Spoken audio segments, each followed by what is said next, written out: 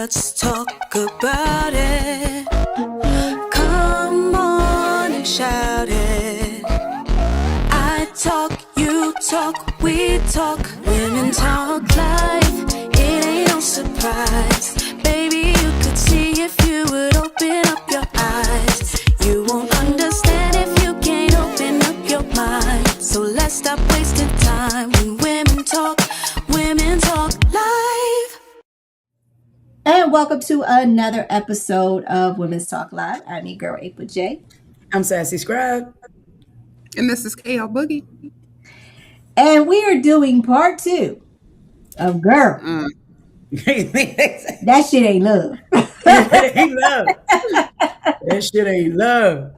It's chaos and you confusing it with chemistry. Right. Exactly. So this is part 2. So we're gonna get into all the reasons why these trauma and these patterns and repeats and the recycling, like, no. And you know what? There's a reason why when we look at it. It's women. I don't know too many men that do it. Women. I can only speak for women. It's women on the panel. I'm a woman. Right. We overlook so much shit. We see glaring red flags, and it's like, no, that's more fuchsia, maybe hot pink. It's not quite red. You know what I mean? We ignore. And I'll take Meg Thee Stallion, for example, when she said, when I stayed by you through all your mood swings. Mm-hmm. Yeah. Been there. But, it's really, we're taught that way when we're, growing up, especially the older generation, I'll say. We were taught to be seen and not heard. We were taught to, always be a lady, don't cause a lot of problems. We were told to stand by your man and all of those things. Yeah. Accept a lot of behavior that was negative. And then we grew up in a generation of women who really didn't have autonomy. So they were kind of beholden to the men that ran their lifestyle. Right. But hold that thought, because we got to get into our history. No, it's fine. This is why we want to do part 2. We ready. Right. So, but real quick, we want to get into a couple of our history facts. I found a few that were quite interesting. The first one has to do with weaponizing cats. Cats like cats? Like cats, yeah. Like what? I cannot stand. I said like meow cats. I can't stand cats. No, I can't stand cats. They sneaky as shit. Yeah, I don't. But here we go. So ancient Persia may be the only army in history to win a war by weaponizing cats. At the Battle of Persium in 525 BCE, the Persians reportedly marched into the Egyptians holding cats, biases, and other sacred animals in front of them, basically screaming, "Shoot, and you're the bad guy." The Egyptians, terrified of harming their holy creature, let them take the city and the pharaoh's throne with minimal resistance. And while most cats today limit their heroic to knocking things off the shelf, one modern feline, Simon of HMS Aramis, actually earned the Dickin Medal, the animal version of the Victorian Cross, for barely catching rats during World War II. Did you say the dicking? Isn't that Dicking Medal? That's what it's called, the Dicking Medal. Yes, I'm gonna let it go. Yeah, I'm good. But I mean, if you an Egyptian, cats, alligators, these were sacred animals to Egyptians. So when they came in with the cats saying, "Hey, shoot," they were like, "Yeah." Well, I mean, but you can see that through the history books. Everything had a feline silhouette, or they had the feline statues, so you could see that was a sacred animal for them. Right. But the cats, even now, I don't know if people realize, for when you're pregnant, women aren't supposed to change cat litter or be near cats because of a germ or bacteria that's in the thing. But I found out that cats, when you get more than one cat, they emit something that make you take care of them, even to the exclusion of taking care of yourself. That's why you get a lot of old people who have multiple cats. They'll buy cat food before they buy their food.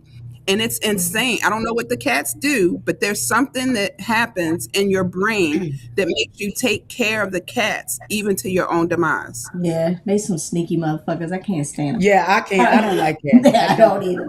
I'm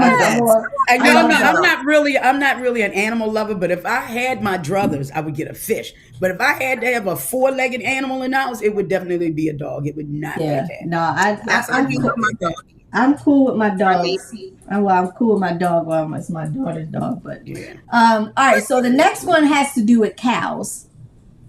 Moo. For most of human history, drinking cow's milk would have looked less like got milk and more like got questions.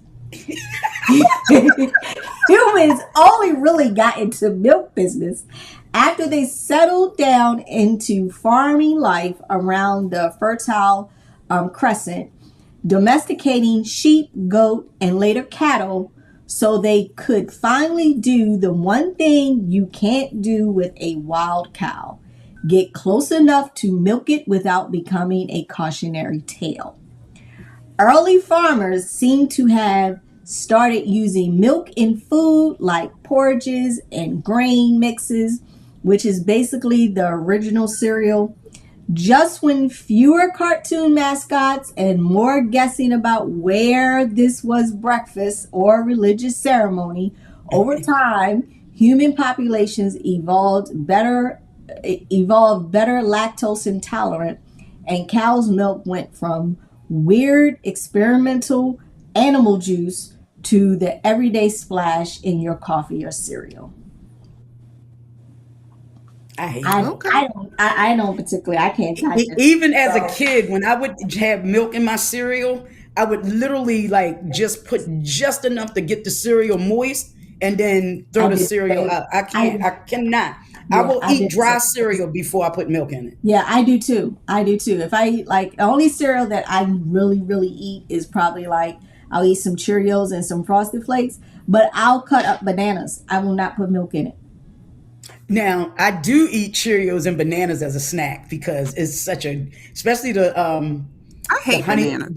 The honey. Oh my God. Yes. The honey Cheerios. Yes. The honey nut Cheerios. Giving Cheerios free advertising here, but yes.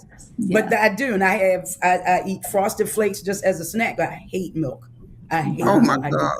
He said I eat Frosted Flakes as a snack. I can't. I eat shredded wheat. I eat the shredded wheat biscuit as a snack. Oh, okay. Nice. I do. That's a good snack. I love frosted shredded wheat. Yeah. All right. So last one. Flying cars aren't just sci-fi. One was buzzing around in 1949, decades before the Jetsons were even on TV. Former naval engineer Malt Taylor built the Aero Car, a car-plane mashup that could go from the road to the runway in under 15 minutes. Then famously drove it into a demo, folded out the wings, and flew it back just to flex for investors. It got certified in 1956, but with only 6 ever built, the Aero Car ended up as a glossy magazine and TV guest star, including on the Bob Cummings show, and was flying traffic reporters in Portland instead of family cars your dad threatened to turn around on family vacations. Wow. I ain't getting in it. And that's like the people that got into that damn submarine and went down to. I don't give a two shits about the Titanic. You think you're gonna get me in a flying car because you decided that Skippy be a bitch. I would never get in it. I mean, basically, that's what airplanes are. They're just flying vehicles. I was thinking of that. They are flying tin cans. Yes, they are. But it's been tested. Speaking of airplanes, we realize that Spirit Airlines has never had a crash, right? We do realize that. It's the only airline that's never had a crash, I believe. Wow. I did not know that. With a lot of African American pilots and flight attendants. Just want to throw that out there for people. That's how intelligent Black people are. All right. We know. We know. That's the fear, that matrifocal that they fear. That they fear. But that's why they study us so much. I mean, they study us so much they don't understand, which is why they're completely baffled right now as to why, as a whole, we heard the ancestors say, "Sit your motherfucking ass down." Don't move. And don't move. Right. Ooh. All right. So speaking of sitting your ass down. All right. So we want to get into part 2 of Girls That They Love. And what we want to kind of, we started getting into, but didn't really kind of fully dive into it, is attachment styles and trauma and repeating the same pattern over and over and over and over again. I was talking to someone about, it was this, because I watch HGTV. So it was this lady on there who had a show with her then husband. Then they split up and she got married again. And you talking about the Almusas? You talking about the Almusas? Yeah, and I didn't realize that that the last show she had with the husband was her third husband. So I was saying to myself, I was talking with someone, and I said, after a while, you start thinking maybe it ain't the other person. Maybe it's you. Maybe you. Maybe. You're the chaos. So, I guess KL, you gonna have to mute, baby. She's at her restaurant, y'all. Yeah, she at her restaurant. See, that's how we do. She at her restaurant. We pulling her away. Yeah. Look, I had to close the door because it's getting ready to get hot in here. Okay. Look. I told somebody today, I was like, that's not love, that's lunacy, honey. All that stuff you talk about. Right. Right. So, but if for chasing the roller coaster, so this is what chasing the roller coaster. If you have an anxious attachment style, such as overthinking texts, and somebody gets silent on you, don't respond right away. Feel high when they're giving you attention, or sick when they, pull back, or like I said, don't text you for a whole day. Work overtime to prove you're easygoing so they don't leave. Like, I mean, I can say, I would say back in the day, as I got older and matured, I can actually say that I don't worry about them not texting back or not calling back, because I'm going to do one or two things. I'm going to call you. I'm going to text you. You saw the text, because don't tell me you didn't see it, because I know how much you have your phone when we're together. You saw the missed phone call. Don't tell me you didn't see it, because I know how much you're on your phone. So I could say maybe even 10 years ago, that shit would have had me like, why ain't they calling back? What's going on? But now it's like, oh, bet. Now they're going to wait. Now they're gonna wait. They like, I'm not rushing. I'm not getting this high. I don't know. You were talking about the Almusas. I don't think either of them, because didn't he remarry too? He did remarry.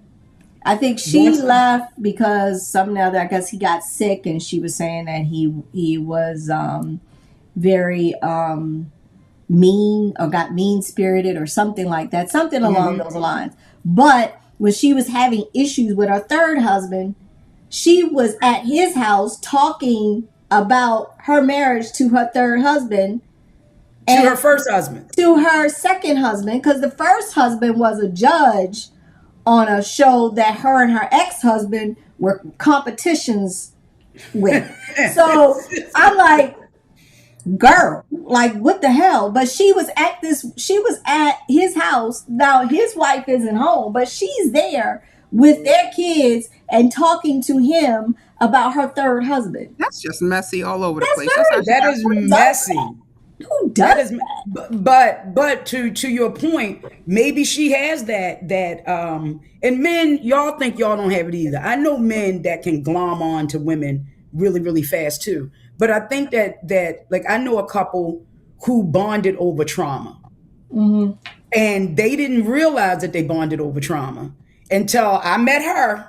Right. I already knew him, but I met her. Right. I mean, and I'm just going to keep it a buck. My high school sweetheart, new wife, was talking to me about him. Now, we ain't been together. It's 26 years now. We ain't been together.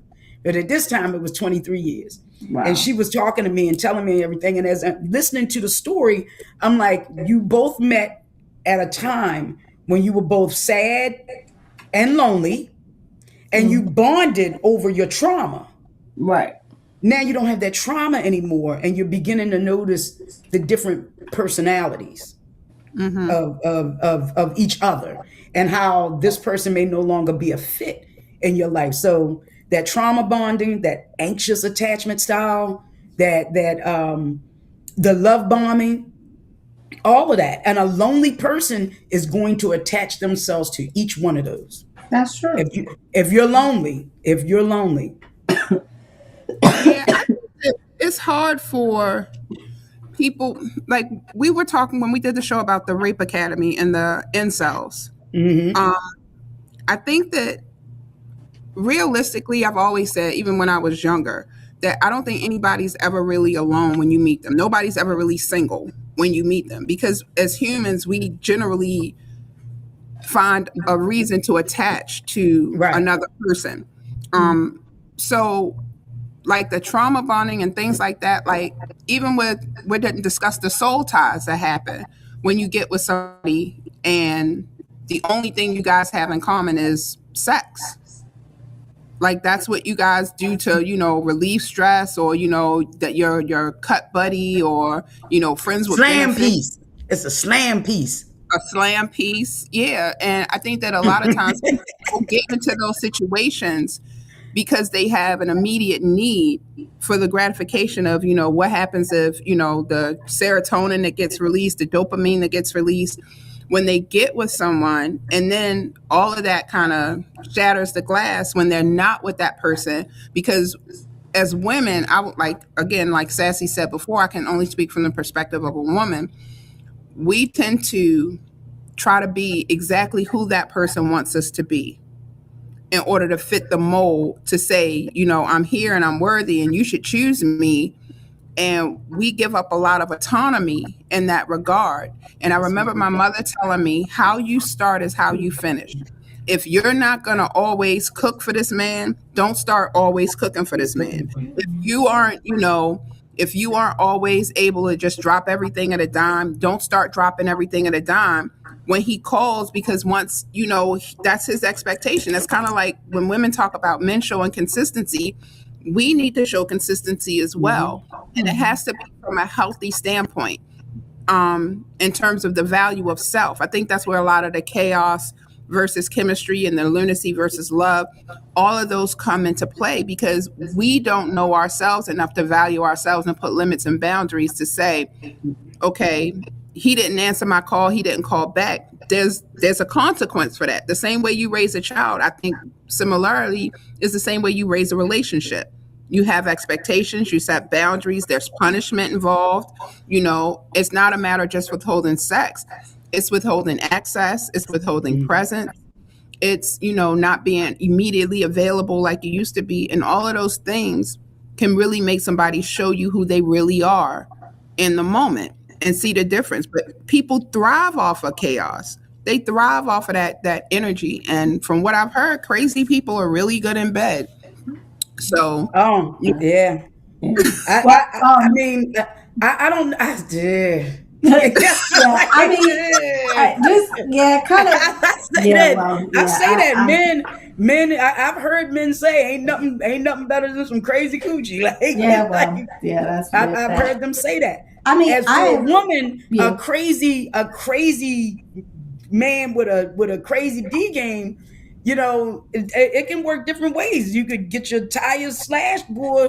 If Get the you're tires rotated. you can get your tires rotated, you get your tires trashed, but slashed. But when you look at the fact that if women are out here or men out here saying that, oh, she got that good and she crazy, those are also the type of men you have to be leery of. mm-hmm. Because to me they become physical. Yeah. So it's like you can't win. But KL, to your point, when you said we do things to prove our worthiness, like I'm cooking for you. I think we as women are so hell bent on being chosen that we give, as you said, we give our autonomy away, that we're doing, well, if she ain't cooking for him, I'm gonna cook for him. But then she only know how to make XYZ, but I know how to make, all of his favorites, like I can make oxtails, You're gonna be and passionate for the rest of your life. exactly, like washing clothes and whatnot. Because I remember my mother was like, don't wash clothes. Don't wash his clothes. Why are you washing? You're not his wife. You don't live together. Why are you washing his clothes? See, now that's a big discussion, because we do a lot of the benefits of a relationship without the actual contract, like being temporary employees, but you giving full-time benefits, and that don't even happen on a real job. So we tend to overindulge and over invest ourselves into relationships that aren't necessarily relationships. And men think that giving their money, because your time means more to me than your money. When you would give up whatever it is you plan to do to spend time with me, to take time out of your day, that means more to me than you spending your money. Yeah. Don't get me wrong. I like you spending your money, but I'd rather have you laid out on the couch watching a movie with me, eating some popcorn or whatever, as opposed to that, because you're telling me that I'm spending my time with you, and vice versa, ladies. And it means something. So it's the time, not necessarily the money, but social media have so many men confused with the money as being present, and it's not. You can throw money at any problem, but are you present while you're doing it? Yeah. I told my husband when I met him, I don't want you buying me a card. Like, you got money. Like, that's nothing to you. I want you, if you really care about me, make me a card. And I remember when we started before we actually got into a committed relationship, he saw me with one of my homeboys, and my homeboy asked who he was. I was like, that's just a friend. And he went off. He was like, what do you mean I'm just a friend? I was just in your apartment. We were just doing such and such. We never had that conversation. You never asked me. And I've never been that girl to make the assumption, because the first time you do and you catch him in something, then it's, well, you ain't my girl. He's like, so what I got to do? Write it down in a note like we in elementary school? I was like, yeah, real talk. He took a Post-it and he wrote, will you be my girlfriend? Check yes or no. And I put maybe. He was like, yo, you go to hell. But on our 10th wedding anniversary, I had it framed and gave it to him. And I'm like, that meant something more. You got money. You spend money on anybody. Like, I don't care about money like that. What I care about are the things that really matter. Like, if you took time to write me a card, you took time to, figure out what I really like to do, and that's what you brought up. Like, yeah, that's different. So I agree with you on the money part. Yeah. What were you saying, April? Shit.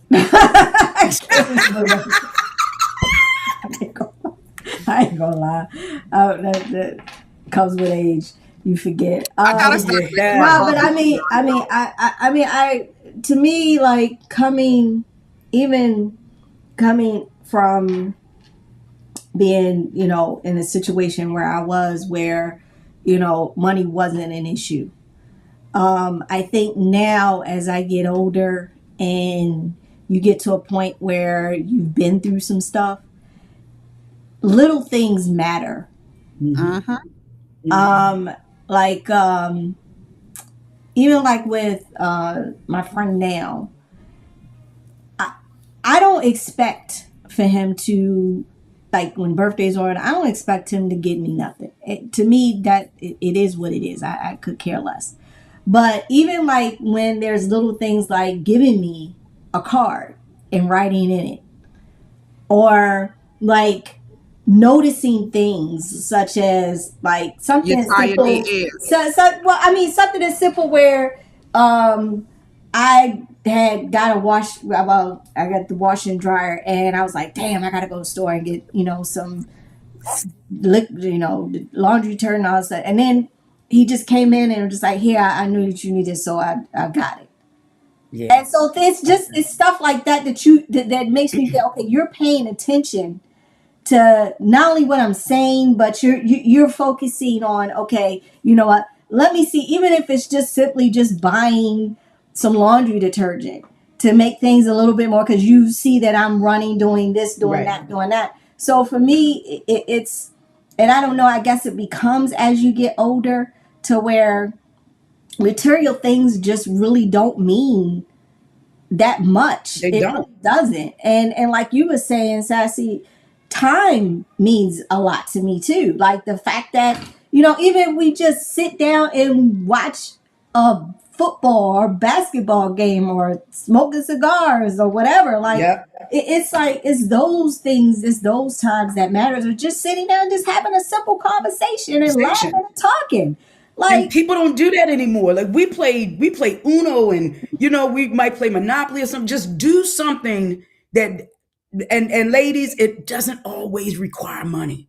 And I think we are so, again, with social media and looking at these fake ass relationships that are online, and people posting these things, and they looking at these influencers saying, I want my life to be like that. You don't know the bullshit that these people are going through, and the things that these people are putting up with. Men and women alike. But more than likely, it's the woman that's being put through the ringer, twisting herself into a pretzel to present this traditional values, the trad wife. And if she's not the trad wife, then she's the girl boss, like, or the boss bitch, or you know what I'm saying? It's like you can't win. You can't seem to win with that. And we've allowed social media to tell us if he's not 6 feet and he's not making six figures and he can't buy you a Gucci bag, and bitch, you can't buy yourself a fucking Gucci bag. That's it. You know what I'm saying? You can barely afford a Michael Kors or a Coach, and that's from the outlets. I'm not talking about from the actual main stores. I'm talking about like the outlet prices.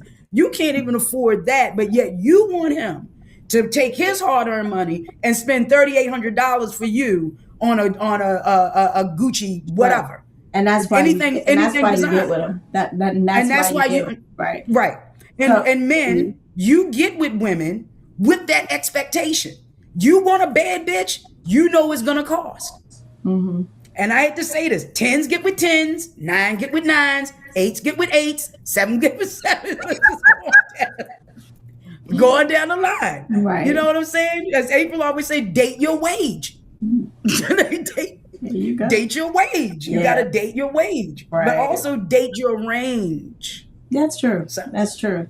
I think we have the unrealistic expectations of who we have to be as women is really difficult to maneuver through, because for one, we always have these ability to, I don't want to say transcend, but I will say we're conditioned to fit into molds. We're always told, from a little girl, we're always told what we could and couldn't do, what we should and shouldn't do, what a lady does, what a non-lady does. There are all these stipulations about how we're supposed to carry ourselves. And I think that we don't get a chance to really evolve now. Like when you have Black children and you have to have the conversation. And that realization is different for white children than Black children, the same way being a Black woman is different than being a white woman. Yeah. We are the same grace and forgiveness that they get. Like, we always get automatic grace. They get automatic grace. Yeah. Automatic. It's conditioned learning. And I think that's the biggest thing, is that it's conditioned learning. We're we're conditioned to learn things One second.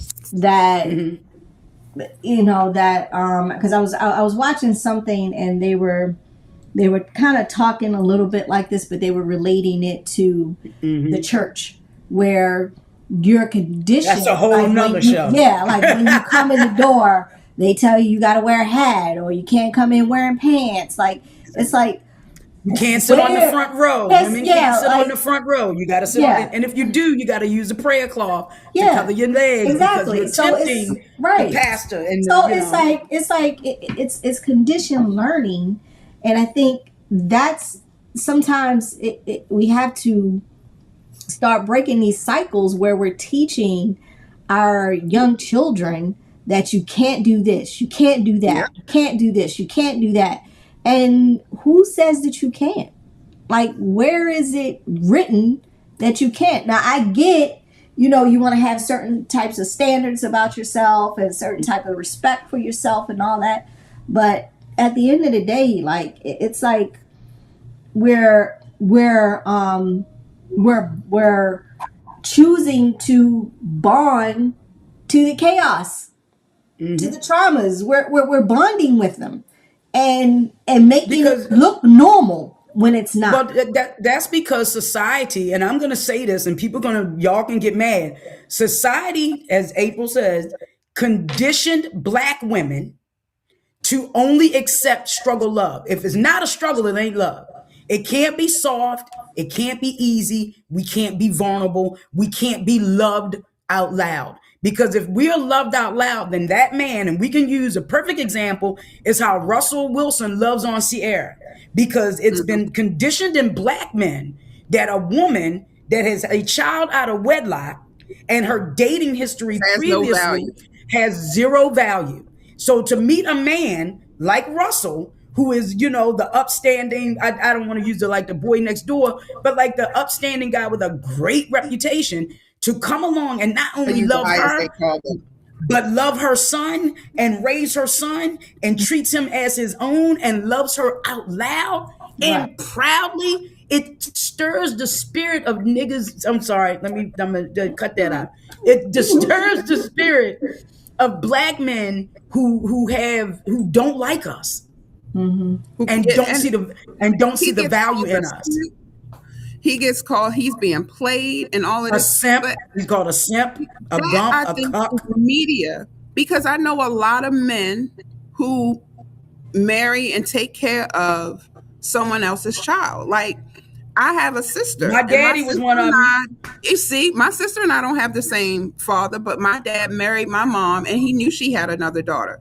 My husband, before he was married to a woman who had a child, and they had a child together. So I don't think it gets the play. I think that the media and things of that nature, that narrative is pushed. I don't think the reality of who we are as a people really comes across authentically when it's transmitted back to us. Because I know so many single fathers who have custody of their children. I know so many men who actually take care of kids that don't belong to them biologically, who've loved them since conception.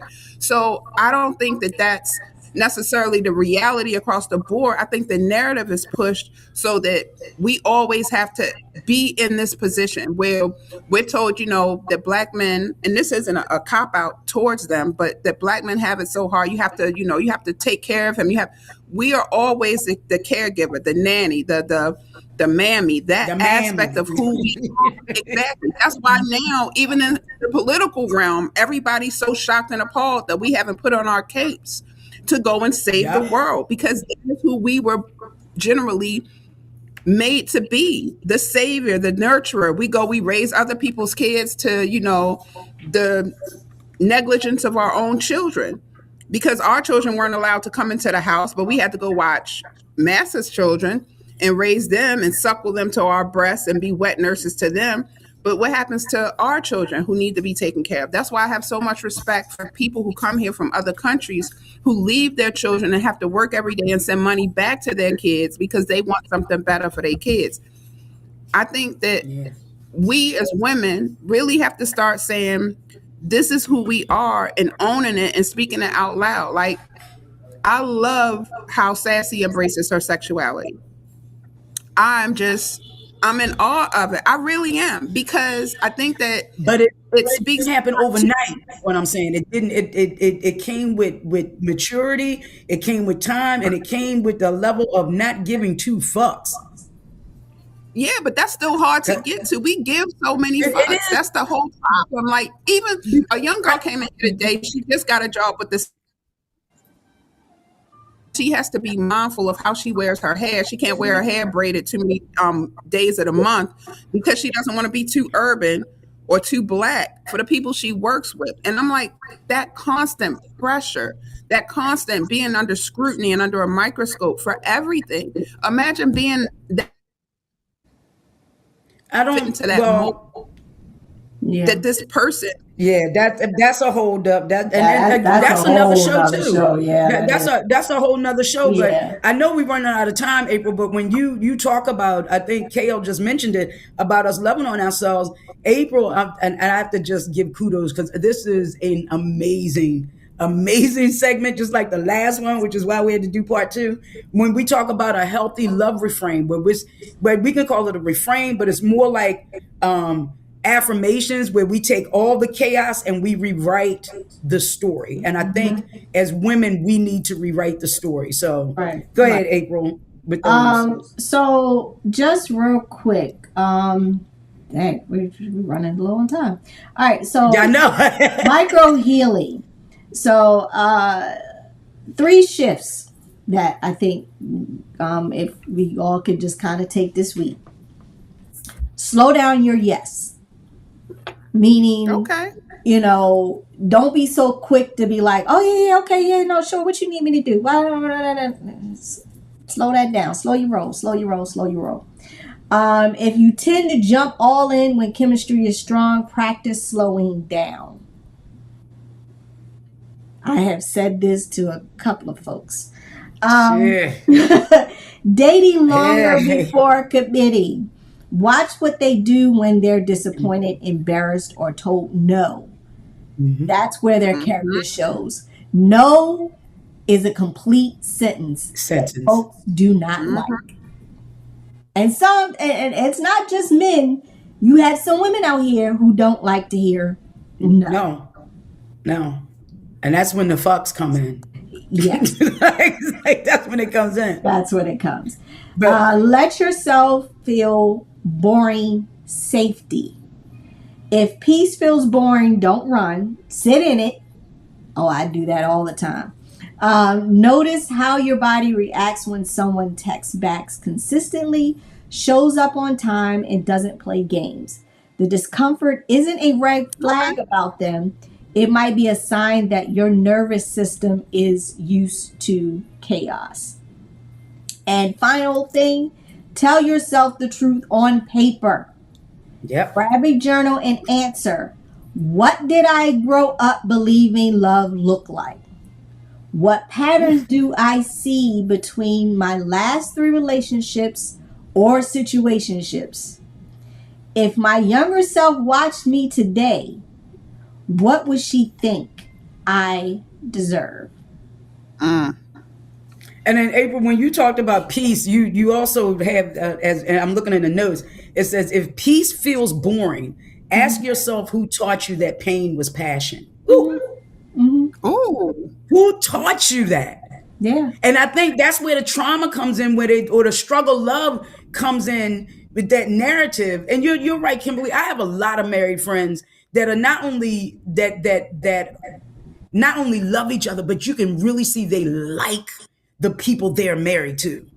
Then, I mean, I'm not saying they don't have their issues. I'm not in their marriage. I'm sure they do.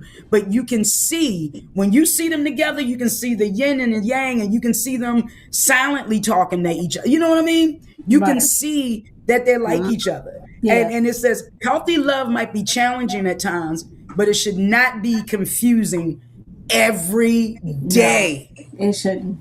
Every day. Right. How do you? And you have to be able to be okay with sitting and being by yourself. I can tell you some of the best times that I can really focus and think and just take a deep breath is when I am sitting at home by myself. Sometimes, I like to go sit outside. But if I'm sitting at home by myself, or I'm watching TV, or I'm cooking, like, those are the times that I actually, like, enjoy, like, being by myself.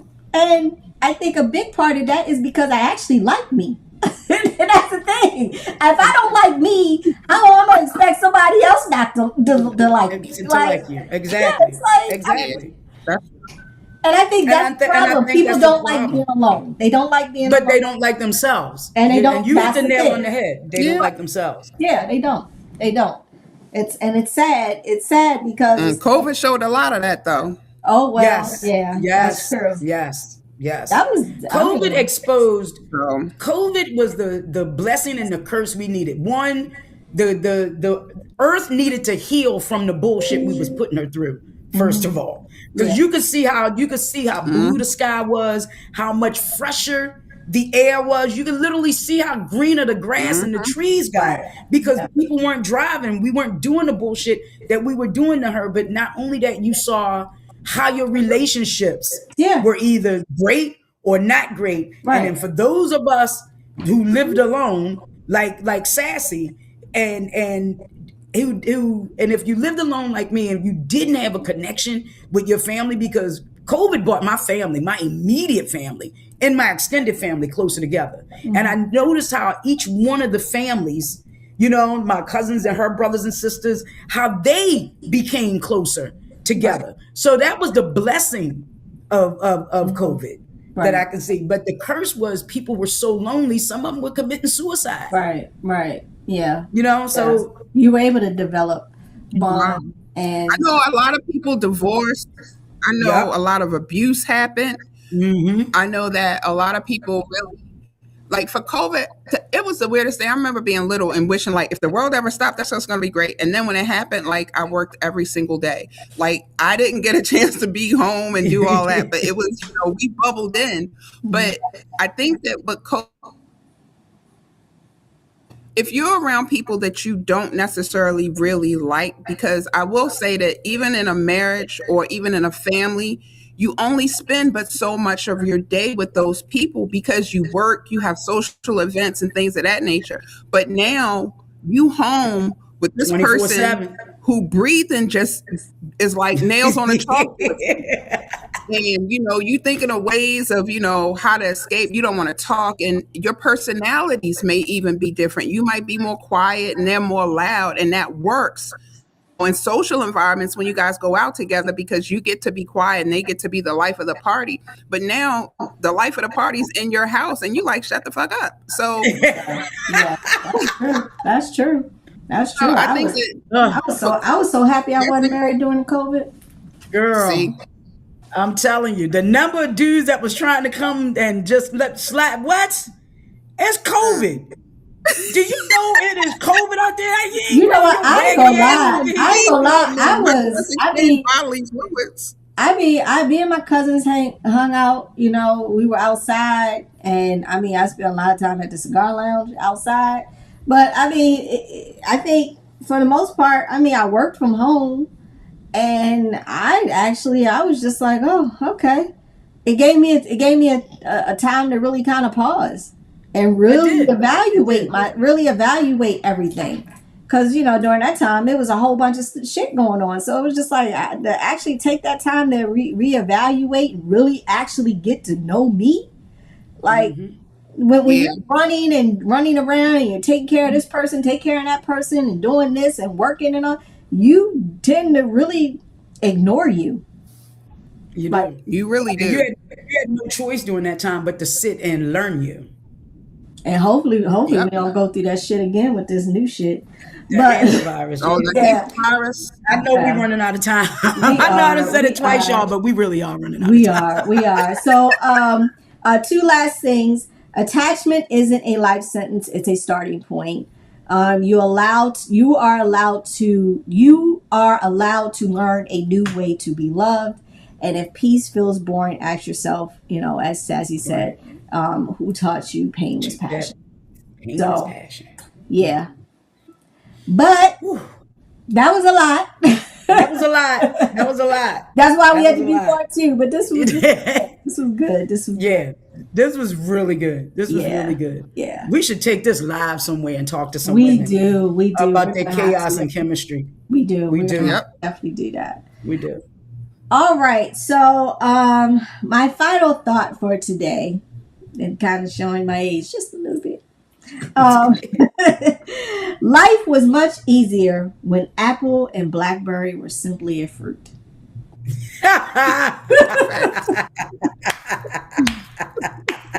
And it's gonna go over some people's heads. Yeah, really. Oh, before I forget, our poll question: Have you how have you personally confused chaos with love in a relationship?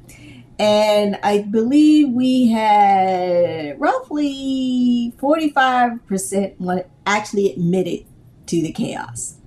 Ooh, that's almost half. I wonder if they're making an exit strategy.